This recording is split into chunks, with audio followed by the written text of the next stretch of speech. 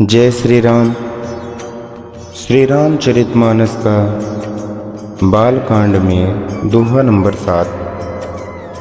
ग्रह भेषज जल पवन पट पाय कुजोग सुजोग होहि कुवस्तु सुवस्तु जगह लखहि सुलक्षण लोग शम प्रकाश तम पाक दुहो नाम भेद विधिकीन शशि शोषक पोषक समुझ जग जस अबजस तीन जड़ चेतन जग जीव जत शकल राममय जानि बंदों सबके पद कमल सदा जोर जुग पानि देव दनुज नर नाग खग प्रेत पितर गंधर्व बंदौ किन्नर रजनीचर कृपा करहु अब सर्व।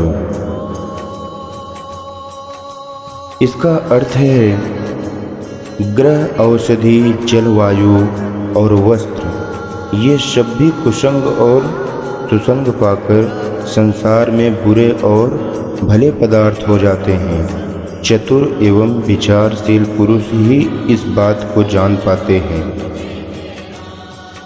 महीने के दोनों पखवाड़ों में उजियाला और अंधेरा समान ही रहता है, परंतु विधाता ने इनके नाम में भेद किया है।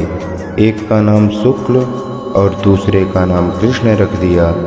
एक को चंद्रमा का बढ़ाने वाला और दूसरे को उसका घटाने वाला समझकर जगत ने एक को सुयश और दूसरे को अपयश दे दिया। जगत में जितने जड़ और चेतन जीव हैं, सबको राममय जानकर मैं उन सबको चरण कमलों की सदा दोनों हाथ जोड़कर वंदना करता हूँ। देवता दैत्य मनुष्य नाग पक्षी प्रेत पितर गंधर्व किन्नर और पिशाच निशाचर सबको मैं प्रणाम करता हूँ। अब सब मुझ पर कृपा करें ताकि मैं अपनी इस मुखारबिंद से श्री रामचंद्र जी की कथा कह सकूँ।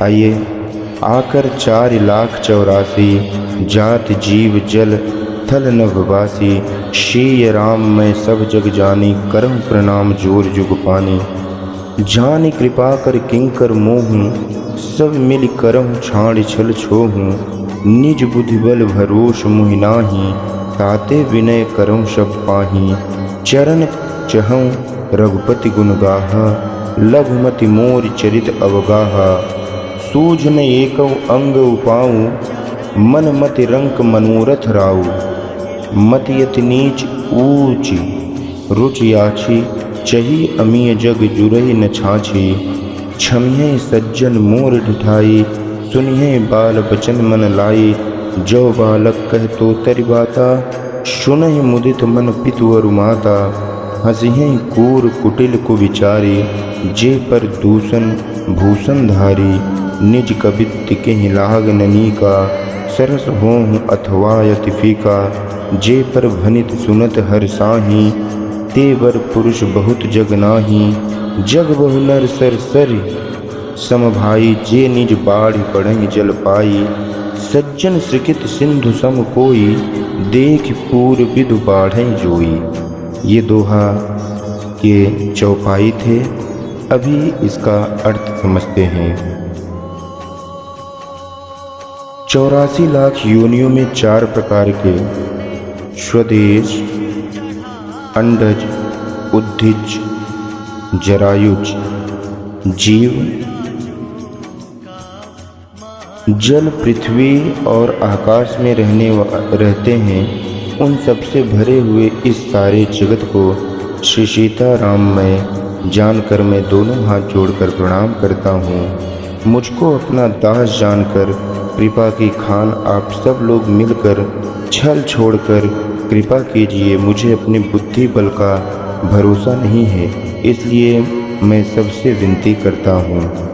मैं श्री रघुनाथ जी के गुणों का वर्णन करना चाहता हूँ, परंतु मेरी बुद्धि बहुत छोटी है और श्री राम जी का चरित्र अथाह बहुत बड़ा है।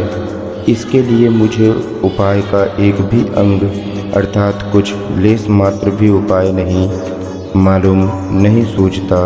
मेरे मन और बुद्धि कंगाल हैं, किंतु मनोरथ राजा है, इसलिए मैं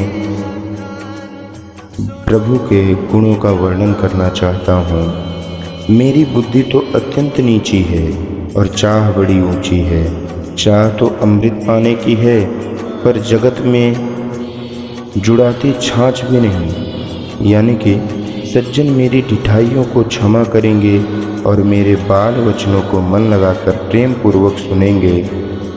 जैसे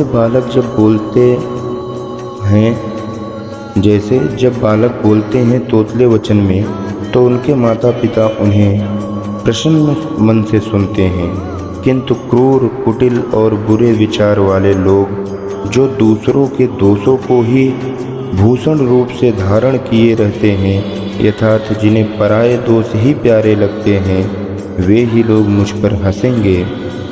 रसीले हो या अत्यंत फीके, अपनी कविता किसे अच्छी नहीं लगती, किंतु जो दूसरों की रचना को सुनकर हर्षित होते हैं, ऐसे उत्तम पुरुष जगत में बहुत कम हैं। हे भाई, जगत में तालाबों और नदियों के समान मनुष्य ही अधिक है, जो बल पाकर अपनी ही बाढ़ से बढ़ते हैं, यथार्थ अपनी ही उन्नति से प्रसन्न होते हैं। समुद्र सा तो कोई एक ही विरला होगा, जो चंद्रमा को पूर्ण देखकर दूसरों का उत्कर्ष देखकर उमड़ पड़ता है। यानी कि दूसरे की अच्छाई को देखकर कोई ऐसे एक ही विरला होते हैं जो प्रसन्न होते हैं कि चलो यह व्यक्ति आगे बढ़ रहा है। जय जय श्री राम। इसी के साथ दोहा नंबर 7 समाप्त हुआ। बोलिए श्यावर रामचंद्र भगवान की जय हो।